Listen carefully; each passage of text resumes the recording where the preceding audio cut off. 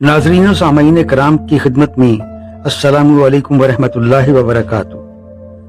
कितना अच्छा सलाम है, कितनी अच्छी दुआ है।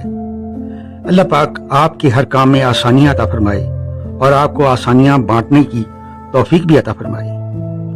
मैं हूं आपका मेजबान ताहिर राना। अपने गुज़िश्ता वीलॉग में मैंने मुआशरे के जिस सुलगते हुए मौजू पर बात छेड़ी थी, दर हकीकत वो एक ऐसा मसला है जिस पर मजीद गुफ्तगू का होना जरूरी है। अपने पिछले वीलॉग का लिंक मैं डिस्क्रिप्शन में डाल दूंगा। जिन अहबाब की नजर से न गुजरा हो वो भी इसे देख लें ताकि उन्हें मौजू को समझने में आसानी हो। आज हम उसी मौजू पर मजीद बात करेंगे।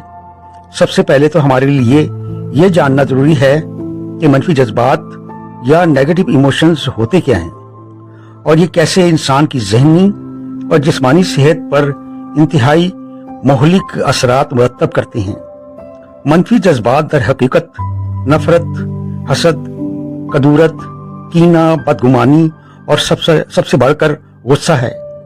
ये तमाम मनफी जज्बात इंसान की जिंदगी में जहर कातिल जैसा किरदार अदा करते हैं। ये कहते हुए पेशगी मुआज़रत कि हमारे यहाँ मौजूदा तालीमी निज़ाम से हासिल होने वाली डिग्रियों से हमें वो शऊर और आगाही हासिल नहीं हो सकी जो मुआशरे की ज़हनी तरबियत के लिए जरूरी होती है। अरसा दराज से मुआशी अबतरी फैलने की वजह से हमारा तमाम तर जोर रुपया पैसा कमाने पर फोकस होकर रह गया है। हमारी तमाम तर गुफ्तगू पैसे से शुरू होकर पैसे पर ही खत्म होती है।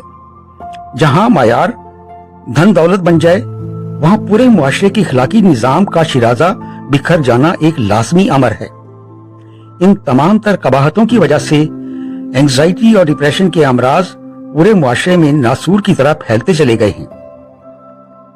दोस्तों, मसला यह है कि जिस्म के घाव सबको दिखाई देते हैं मगर जहन और रूह जिस तरह से घायल होती है उसे देखने वाला कोई नहीं। जब रिश्ते टूटते हैं तो नाकाबिले बयान ज़हनी और जिस्मानी अजियत और मुख्तलिफ आर्ज़े जन्म लेते हैं।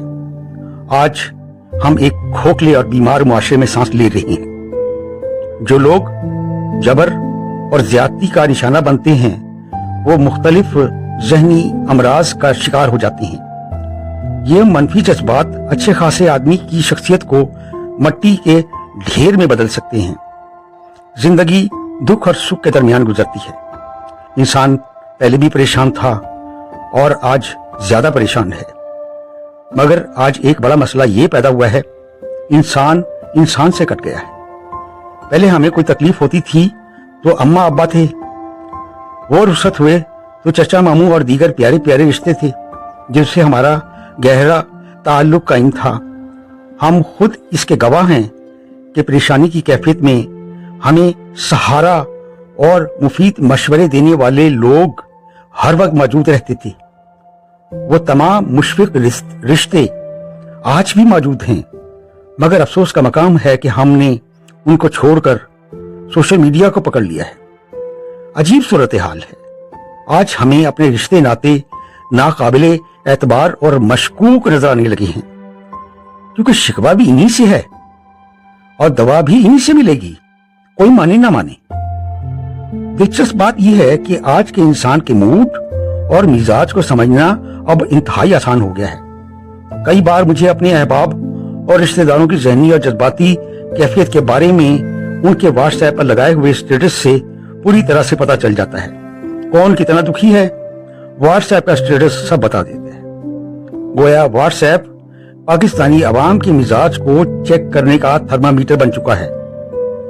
मिजाज दोस्तां सर्द है या गर्म, सब स्टेटस देखकर मालूम हो जाता है। बारहा मैं लोगों से पूछता हूं कि आपने इस तरह का स्टेटस क्यों लगाया हुआ है।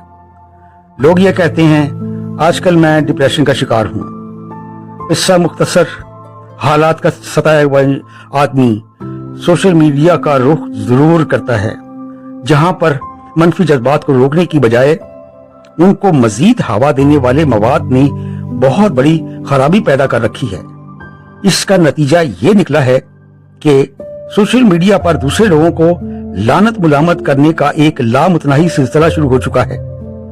मैंने बारहा ये अर्ज किया है कि सोशल मीडिया इस किस्म का फोरम नहीं है जहां आप के किसी मसले को हल करने के लिए कोई वहां तैयार बैठा हुआ है। अंग्रेजी की मशहूर कोटेशन है, When you laugh, world laughs with you, and when you cry, you will have to cry alone. यानी जब आप खुशी की कैफियत में हंसते हैं तो लोग आपके साथ हंसते हैं, और जब आप रंज और तकलीफ में मुब्तला होकर रोते हैं तो आपको तन्हाई में ही रोना होगा, क्योंकि तकलीफ की कैफियत में रोने वाले के साथ कोई नहीं रोता। इंसान ऐसा ही है, शिकवा किस बात का।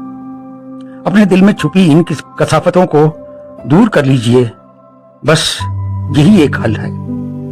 रब ताला की पाक जात का दिल में बसेरा हो जाएगा।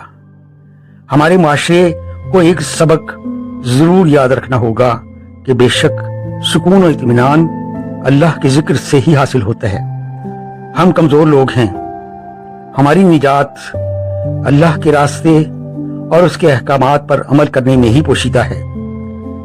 कुरान करीम खोलिए, उसे पढ़िए, उसके मानी पर गौर व फिक्र कीजिए, मसले के हल सामने आने लगेंगे।